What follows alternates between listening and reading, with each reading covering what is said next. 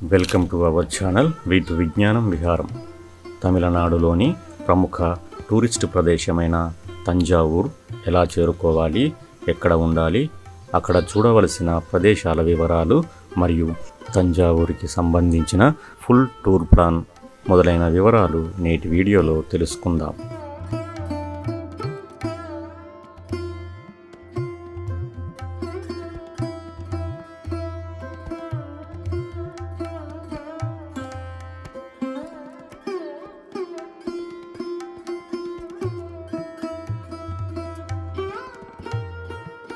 తెలుగు రాష్ట్రాలలోని ప్రముఖ నగరాల నుండి తంజావూరుకి ప్రతిరోజు డైరెక్ట్ ట్రైన్స్ అందుబాటులో లేవు.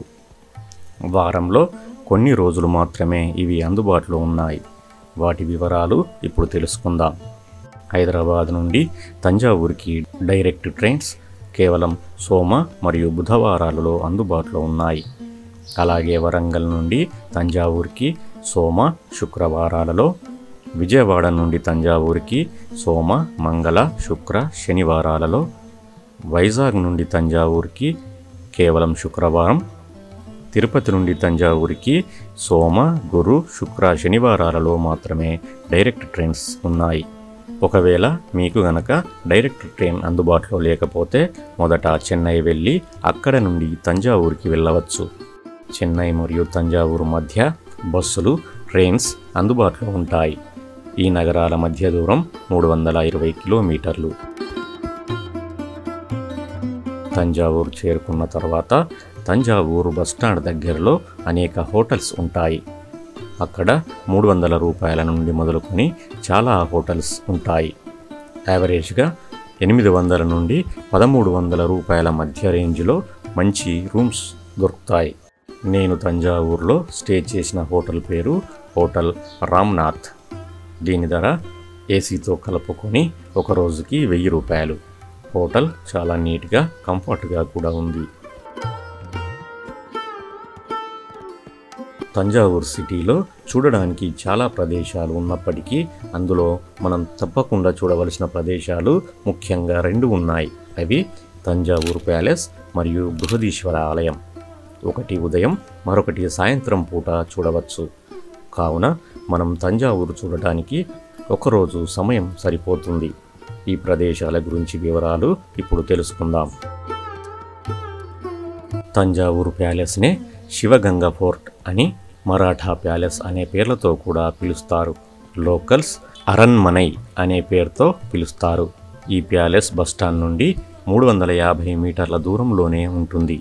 సులభంగా నడుచుకుంటూ వెళ్ళవచ్చు.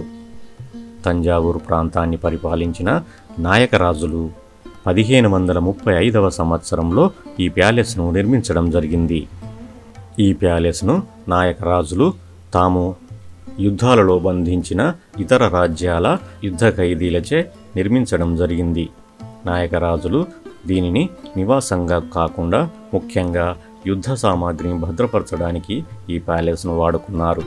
నాయకరాజుల తర్వాత ఈ ప్రాంతాన్ని ఆక్రమించిన మరాఠా రాజులు ఈ ప్యాలెస్ను అభివృద్ధిపరిచి తమ నివాసంగా చేసుకున్నారు. ఇప్పుడు ప్యాలెస్ను సందర్శిద్దాం. ప్యాలెస్లోకి ఎంటర్ కాగానే టికెట్ కౌంటర్ కనిపిస్తుంది. టికెట్ ధర పెద్దలకు 50 రూపాయలు, పిల్లలకు 20 రూపాయలు ఉంటుంది. ఈ ప్యాలెస్లో దాదాపు 9 వరకు వివిధ రకాల నిర్మాణాలు ఉంటాయి. వాటి గురించి వరుసగా తెలుసుకుందాం. టికెట్ కౌంటర్ నుండి ఎడమ వైపు వెళ్ళగానే మొదట మనకు సరస్వతి మహల్ లైబ్రరీ కనిపిస్తుంది. ఇందులో కొన్ని వేల సంవత్సరాల పూర్వపు నాటి తెలుగు, తమిళ, కన్నడ భాషలకు చెందిన తాళపత్ర గ్రంథాలు భద్రపరచబడి ఉన్నాయి. తర్వాత దీనికి దగ్గరగానే రాయల్ ప్యాలెస్ మ్యూజియం ఉంటుంది. ఇది ఒక చిన్న మ్యూజియం. దీనిలో పూర్వపు కాలానికి చెందిన ఆయుధాలు, కంచు విగ్రహాలు, శిల్పాలు మరియు ప్రముఖ చిత్రకారుడైన రవివర్మ గీసిన పెయింటింగ్స్ ఉన్నాయి. దీని తర్వాత ఉన్న మరో నిర్మాణం దర్బార్ హాల్. ఈ ప్రాంతంలోనే మరాఠా రాజులు సాధారణ ప్రజలతో దర్బార్ నిర్వహించేవారు. ఇక్కడి గోడలపై మహారాజా సర్ఫోజీ చిత్రంతో పాటు అనేక అందమైన పెయింటింగ్స్ ఉన్నాయి.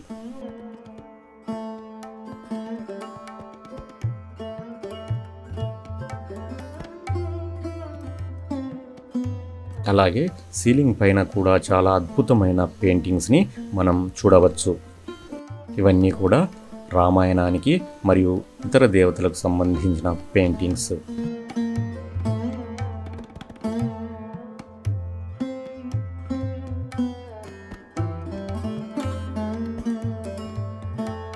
ఈ దర్బార్ హాల్ ప్రక్కనే పై అంతస్తులో మహారాజా సర్ఫోజీ మెమోరియల్ హాల్ ఉంటుంది. దీనిలో సర్ఫోజీ మహారాజుకి సంబంధించిన అనేక వస్తువులను ఉంచడం జరిగింది. దీని లోపల వీడియోకు అనుమతి లేదు. వీటి తర్వాత మనం చూడవలసిన మరో ముఖ్యమైన నిర్మాణం ఆర్ట్ గ్యాలరీ. దీనిని నాయకరాజులు నిర్మించడం జరిగింది. ఇది చాలా అందంగా ఉంటుంది. దీనిలోకి వెళ్ళగానే ఎదురుగా వివిధ రకాల శిల్పాలతో ఒక మ్యూజియం కనిపిస్తుంటుంది.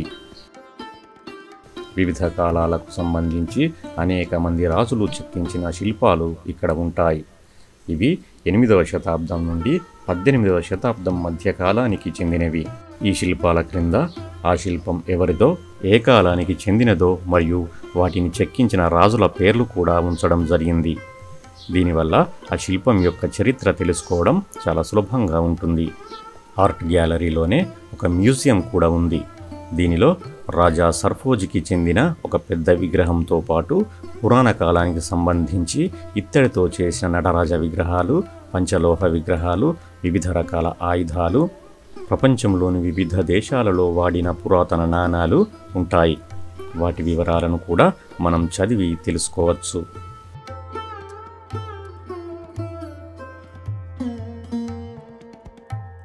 అలాగే ఈ మ్యూజియం పైకప్పుపై అందమైన పెయింటింగ్స్ కూడా చిత్రించబడ్డాయి. ఈ ఆర్ట్ గ్యాలరీలోనే నాయకరాజులు నిర్మించి కొలిచిన చంద్రమౌళీశ్వర ఆలయాన్ని కూడా దర్శించవచ్చు. ఇది చాలా చిన్నగా ఉంటుంది.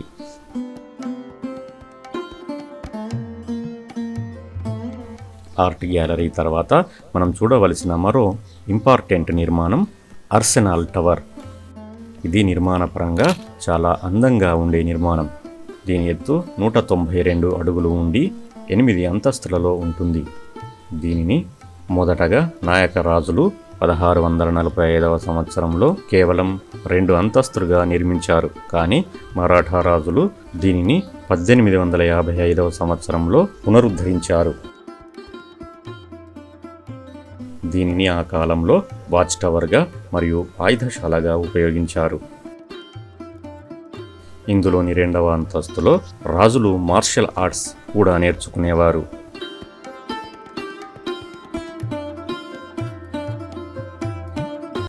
ఈ టవర్ పై భాగంలో ఒక తిమింగలం యొక్క అస్థిపంజరాన్ని కూడా భద్రపరచడం జరిగింది.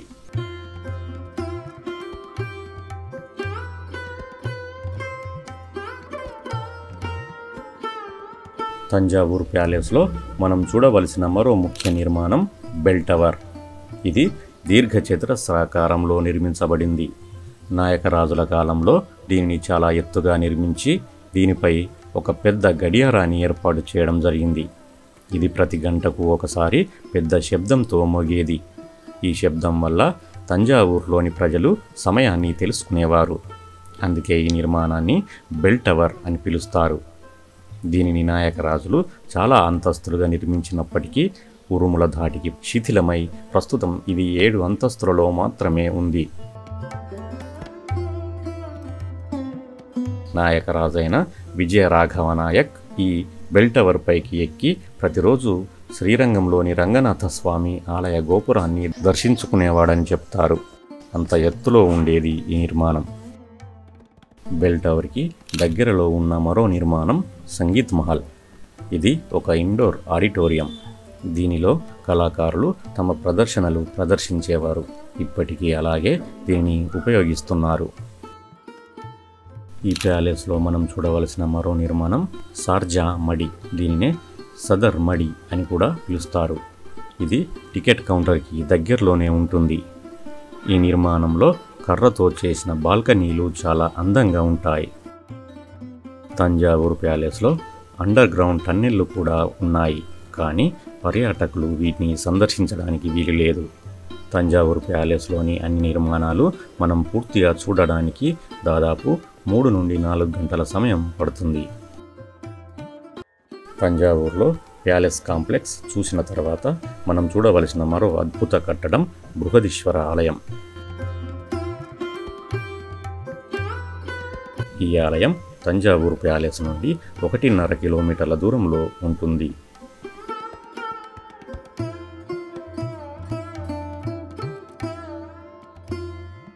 బృహదీశ్వర ఆలయానికి సంబంధించిన ముఖ్యమైన విషయాలు మాత్రమే ఈ వీడియోలో చెప్తాను. పూర్తి సమాచారంతో కూడిన వీడియో మన ఛానల్లో ఉంది. దానిని డిస్క్రిప్షన్లో ఇస్తాను, తప్పక చూడండి.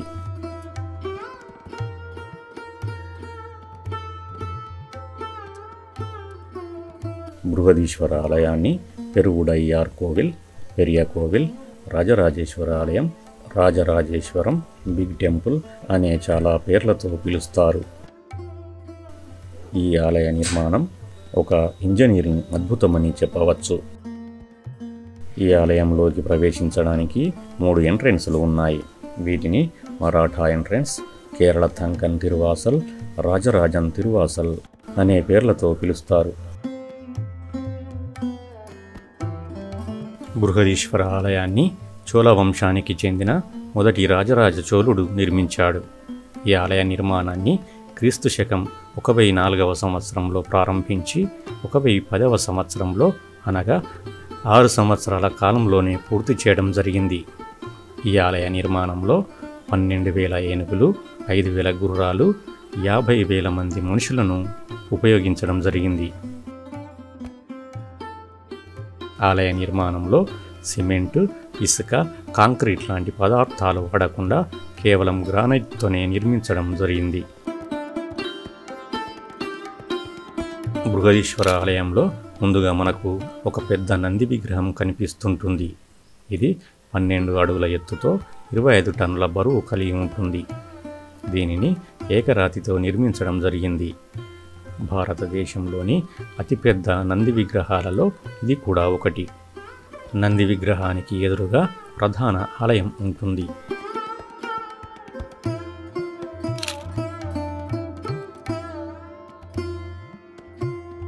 ఈ ఆలయంలో శివుడు లింగ రూపంలో దర్శనమిస్తుంటాడు. ఈ శివలింగం 12 అడుగుల ఎత్తుతో 12 టన్నుల బరువుతో ఉండి భారతదేశంలోని అతిపెద్ద శివలింగాలలో ఒకటిగా పేరుగాంచింది. బృహదీశ్వర ఆలయం యొక్క ప్రధాన గోపురం ఎత్తు 216 అడుగులు ఉంటుంది. ఈ గోపురం పై భాగంలో 80 టన్నుల బరువైన ఏకరాతి కలశాన్ని ఏర్పాటు చేయడం జరిగింది. అంత బరువైన కలశాన్ని అంత ఎత్తులో ఏర్పాటు చేయడం ఎలాంటి టెక్నాలజీ లేని పూర్వకాలంలో నిజంగా ఒక గొప్ప అద్భుతం అని చెప్పవచ్చు. బృహదీశ్వర ఆలయ గోపురంపై శివుని యొక్క 108 రూపాలతో 108 శిల్పాలు కూడా అందంగా చెక్కడం జరిగింది.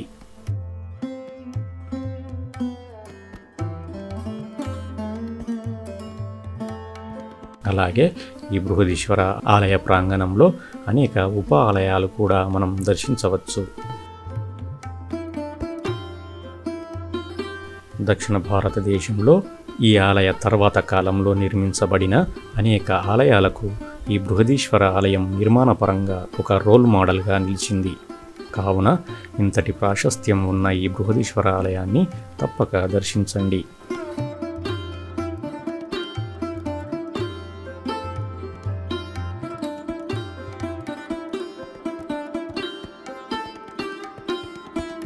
బృహదీశ్వర ఆలయం ఉదయం 6 గంటల నుండి మధ్యాహ్నం 12:30 వరకు, తిరిగి సాయంత్రం 4 గంటల నుండి రాత్రి 8:30 వరకు తెరిచి ఉంటుంది.